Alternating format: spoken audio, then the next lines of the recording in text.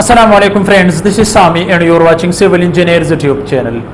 Dear friends, today in this short video tutorial I am going to discuss about that why distribution bars provide an RCC slab, and of course it's very important topic and many students they are asking about this topic, that what's the reason that we provide distribution bars in RCC slab. So let's start in this video. Remember guys, the distribution bars should be always provide an RCC slab for longer span, not for shorter span.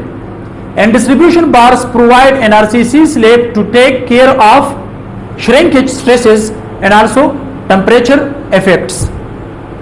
Distribution bars provide an RCC slab to resist cracks, to transfer the load to main reinforcement or main bars in RCC slab, to increase strength of RCC slab. So these are some important points which I have discussed, that why distribution bars use an RCC slab. So if you have any question about this video, so you just comments, I will try to reply your answer. Thanks for watching. See you in next video.